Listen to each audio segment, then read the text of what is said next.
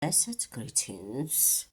So today I decided I'm not going to do videos via TikTok because you won't see me for who I really am.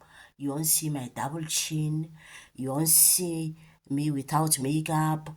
You won't see my microblading and all that. I said, I want my follower to see me for who I really am because I'm talking about authenticity today. It's a very um, important message that I have to deliver. Uh, Being in my authentic self, the stars are in alignment and we shall see them physically very soon. They are in alignment. So there is no more hiding of the truth. There is no more hiding behind filters. If I'm using a filter, it's because maybe I'm on TikTok and I like it, you know? Yeah. And I cannot always be doing that. Sometimes I have to come in my natural self so that my message can resonate with who I am. You see, so now God. God is a force, you know. So in the era of Pisces, God is a man. He's sitting on the throne. Angels are singing for him, holy, holy you are, and the whole earth is filled with your glory. That is the age of Pisces.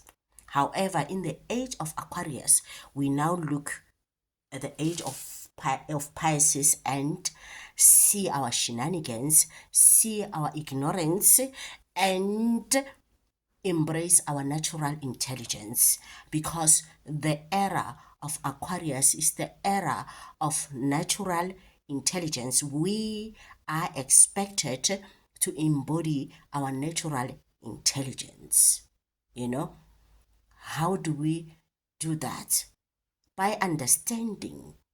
We are going to be teaching ourselves, isn't it? I can speak until I grow tonsils. However, if I don't give you a chance to experience it and understand what I'm saying, um, then I'm just wasting my breath. You see, so it's better to give you highlights or give you heads up or just a guideline. You see, the rest is for you to figure out. That's how I went through my initiations. That's how I initiate my students. I don't give them everything. I can only come and comment or add on what they have discovered or figured out, So we first need to take life as initiation, and again, we need to understand that the story of Adam and Eve in the Garden of Eden is just a guideline in disguise, in parables. There is no way that Adam and Eve were going to sit in the garden and just be who they were expected to be with such big minds, you know. If they were animals, yes, you can tell an animal, sit here, you are grass eating, you eat grass, you eat other animals. That is the only memory that you have. You see a lion, you run, or you charge and chase it, scare it away.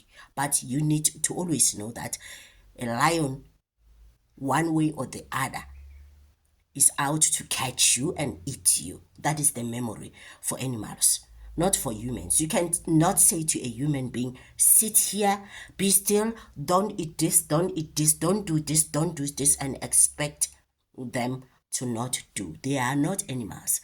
They have a smart brain. Like when we created Nokia and Ericsson phones, somehow we knew that we can improve. That is how we ended up having Samsung, iPhones, and is levels and levels of iPhones. The quality of camera and the memories are not the same. Let's take Pisces as Ericsson and Nokia, the D310. Now we are on the era of iPhone, and we are expected to improve and improve and improve. Therefore, we don't expect mankind to be every day saying that, hey, I love God, I rely on God, God is going to do this, is going to deliver this for me. And no, no, no, no, no, no, no, no, no, no. If it was possible, there was not going to be the story of Adam and Eve being expelled from the garden. They were expelled because they wanted to see what will happen if I do what they say I must not do. We have to go through the journey in order to come and speak about it. You cannot come and tell me that, okay, the Himalayas are like this and like this and like this because someone told you or you saw it on television. I cannot come and tell you that, okay, the Amazons are like this. How is it like to swim with the pink dolphins? Whereas I never went there. Someone told me their story. We are on a journey of yin and yang where there is impermanence and permanence in one space at the same time. There is light and there is absence of light in one space at the same time. You can choose to ignore the God force, however, others are using it and harvesting it for their own benefit and also benefiting from you behind closed doors. This is what I have come to realize during my journeys. When I finally realized that, oh my word, so these people all along, they have been doing this to my spirit self, to the God force that I am. There have been leakages because I was in ignorance, thinking that I have a father who stays somewhere up and looking out for me and providing for me, not including me in this force. Others became obnoxious and naughty and started doing what we call hoselega, being naughty, and what is the right word in English of doing hoselega, mischief, So first we live in the world of mischief before we can live in the world of glory. In order to come into the world of glory, we go through the world of mischief. And those who are practicing mischief cannot be judged because even Adam and Eve, even if it is said that they were judged, it's a lie. When you touch fire, the consequences is burns. That is not judgment, it's just the consequences.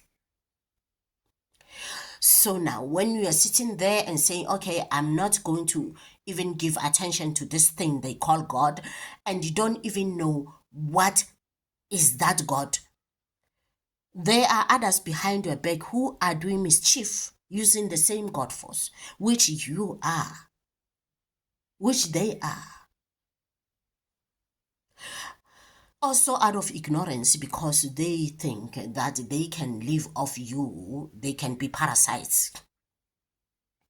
However, parasites are there and they are even created for reasons like that, to feed off you so that you become more ignorant and they can strive, because maybe sometimes they believe that this thing in the sky, what we call is baka, the sky is a dome and we are in trouble, we are trapped.